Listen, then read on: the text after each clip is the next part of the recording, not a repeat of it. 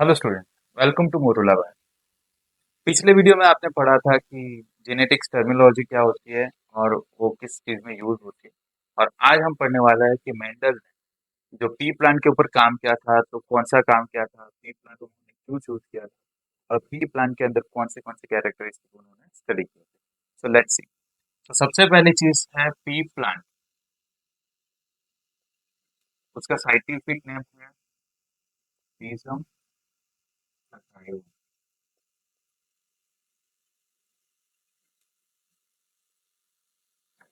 ठीक है। सो पिजम सटाइवम उसका साइंटिफिक नेम है और उसके अंदर उन्होंने पूरे के पूरे 7 कैरेक्टरिस्टिक स्टडी किए थे। तो 7 characteristic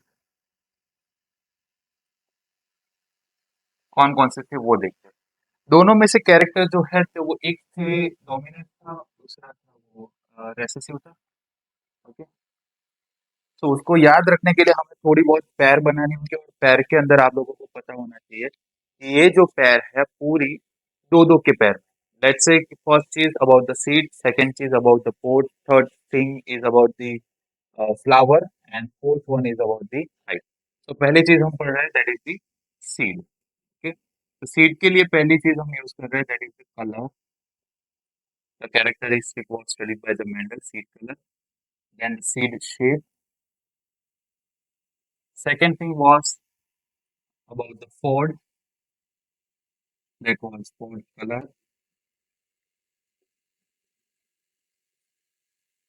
and the pod shape. Third thing was about the flower.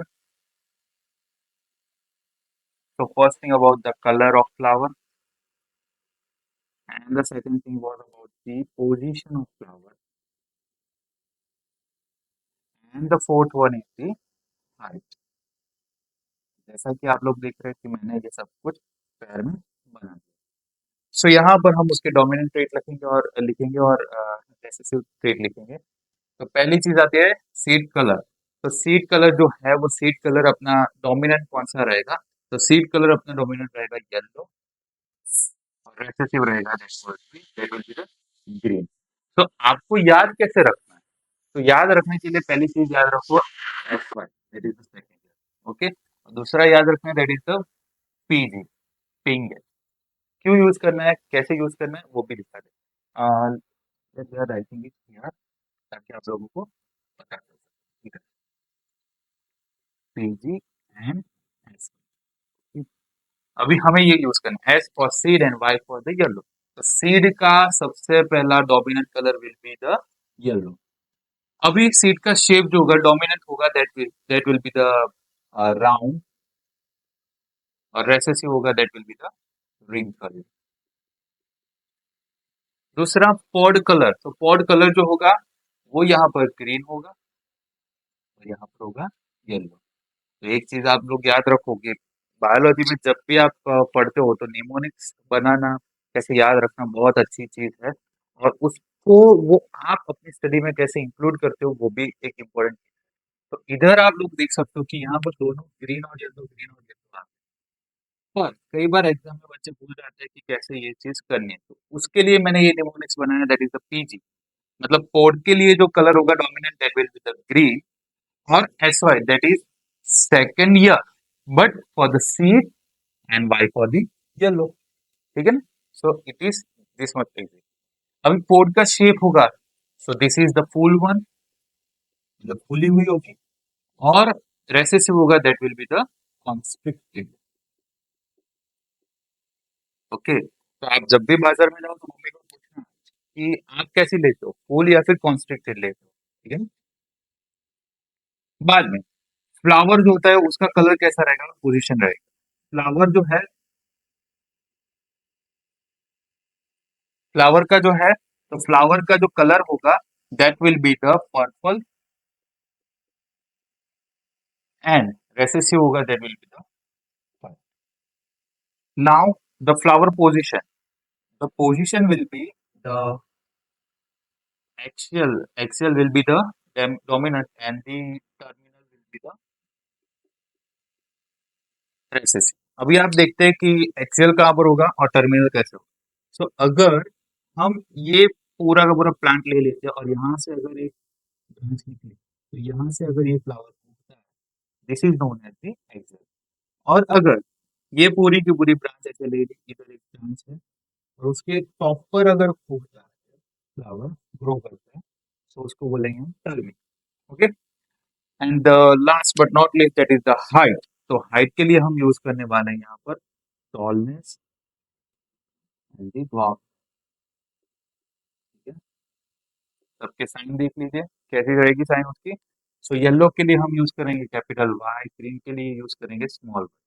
यहाँ पर जानना जरूरी है कि डोमिनेंट के लिए हमेशा हमें यूज करना है कैपिटल, और रेसेसिव के लिए जो डोमिनेंट कलर है या फिर डोमिनेंट ट्रेट है उसका ही पहला लेटर बट इन स्मॉलर। ठीक है ना, जैसे कि येलो है तो येलो का डोमिनेंट आएगा कैपिटल वाई, और उसका रेसेसिव जी नहीं होगा, उसका रेसेसिव येलो का ही स्मॉल के। ओके। बाद में राउंड के लिए कैपिटल आर, इसके लिए आएगा स्मॉल। कैपिटल ग्रीन क्या आएगा, कैपिटल जी, और इसके लिए स्मॉल जी। इसके लिए फूल तो कैपिटल एफ, इसके लिए purple P, small P. Capital A, small A, capital T, small T, जो हमने पिछले वीडियो में होमोजाइगस हेटेरोजाइगस पढ़ते वक्त देखा। अभी हम पढ़ेंगे कि why Mendel have chose pea plant for his hybridisation experiment. तो पहली चीज आप लोगों को जाननी ये जरूरी होगी कि पी प्लांट जो होता है वो 2 से 3 वीक में उसका पूरा का पूरा लाइफ स्पान जो होता है वो कंप्लीट कर देता है। यानी कि इट इज एक्सेप्टेबल कि 1 साल के अंदर उनकी बहुत सारी जनरेशन पैदा हो सकती है। उसके बाद हमें ये जानना पड़ेगा कि पी प्लांट जो है वो सेल्फ पॉलिनेटिंग प्लांट है, यानी कि उसके अंदर पॉलिनेशन के लिए कोई आउटर एजेंट्स की जरूरत होती नहीं है, यानी कि पॉलिनेटर्स की जरूरत होती नहीं है, जैसे कि आउटब्रीडिंग टेक्निक्स में दूसरे पॉलिनेटर्स की जरूरत होती है वैसे। तीसरी चीज उसके लिए ऐसा है कि अगर उसमें क्रॉस फर्टिलाइजेशन करवाना होगा तो क्रॉस फर्टिलाइजेशन के लिए ये अच्छे से और सक्सेसफुली उसके रिजल्ट देता है। और अगर हमें क्रॉस फर्टिलाइजेशन के रिजल्ट एकदम सक्सेसफुली मिल रहे हैं तो व्हाट डज इट मीन, उसके लिए हमें आर्टिफिशियल हाइब्रिडाइजेशन के लिए भी रिजल्ट्स अच्छे मिलेंगे। तो यहाँ पर आप देख सकते हो कि it is self pollinating plant and cross fertilization is being done easily and successfully, then after that artificial hybridization is also taking place। अभी आप लोगों को एक चीज जानने में ताजुब होगी कि जो मेंडल था तो उन्होंने 7 साल तक उसके ऊपर एक्सपेरिमेंट करते थे, बहुत साल उसमें लगाए, और उसके बाद उनके थोड़े साल के बाद डेथ हो गई। पर उनका जो वर्क था वो कहीं पे भी पब्लिश हुआ नहीं। सिर्फ और सिर्फ उनकी बुक में लिखा गया था कि उन्होंने जो स्टेटिस्टिकल एनालिसिस ये पी प्लांट के लिए किया था वो सिर्फ था। तो उसके बाद बहुत सारे साइंटिस्ट आए थे जिन्होंने इनका जो वर्क था उन्होंने बहुत अच्छी तरीके से पेश किया और उसको उनको नामना भी दी थी। उनमें से स्टेरमार्क हो सकते हैं, कोरेंस हो सकते हैं, टीएच मॉर्गन हो सकते हैं, एंड सो ऑन। तो उनकी जो लिस्ट है वो कभी भी कम नहीं हो सकती। एंड टिल नाउ बहुत सारे साइंटिस्ट ऐसे है कि जो जेनेटिक्स के ऊपर काम करते हैं। उसके बाद एक चीज होती है कि यहाँ पर मेंडल ने जो काम किया था, जो मेंडल ने सारे के सारे पी प्लांट के ऊपर काम किए थे, उनकी जो टोटल वैरायटी थी वो 14 वैरायटी, यानी कि उन्होंने 14 टाइप्स के प्लांट डेवलप किए थे 7 सालों के अंदर। और उसके बाद जो मेन स्टडी उनका था about the different type of traits, about the different type of factors. तो उसके लिए अगर हमें ये एक्सपेरिमेंट करना है कि उसके अंदर हमें जानना है कि डिफरेंट टाइप ऑफ ट्रेड कैसे हो गए, सो हमें कॉन्ट्रास्टिंग कैरेक्टर्स की जरूरत रहेगी। तो कॉन्ट्रास्टिंग कैरेक्टर्स का जो अमाउंट होता है वो पी प्लांट में भी बहुत ज्यादा होता है, that's why we are using the pea plant. और अंत में ये ही जानना जरूरी होता है कि जो पी प्लांट है वो पी प्लांट बहुत इजीली ग्रो होता है, बहुत अच्छी तरीके से ग्रो होता है, इसलिए उसके अंदर हाइब्रिडाइजेशन मेथड हो सकती है, इसलिए उसके अंदर हाइब्रिडाइजेशन का एक्सपेरिमेंट हो सकता है। पर ह्यूमन बीइंग के अंदर जनरेशन को डेवलप होने में एटलीस्ट 19 ईयर्स लग जाता है on the basis of social ethics. ठीक है, तो 19 ईयर्स के बाद वो बच्चा बाप बनेगा, उसके बाद दूसरा 19 ईयर्स, तो it takes lots of time. और उसके लिए एक जनरेशन में ये इनफ नहीं है कि पूरा हाइब्रिडाइजेशन का एक्सपेरिमेंट उन जनरेशन पे हो। तो ह्यूमन बीइंग में ये it is next to very hard So that's why we are studying pedigree analysis in the matter of human being. So Mendelian genetics है या फिर मेंडेलियन डिसऑर्डर है, मेटाबॉलिक डिसऑर्डर है, क्रोमोसोमल डिसऑर्डर है, उसको study करने के लिए we are using the pedigree analysis. So that's all for today. Thank you. In the next lecture we will study about the laws of Mendel और उन्होंने कौन से एक्सपेरिमेंट उनके लिए किए थे वो. Thank you.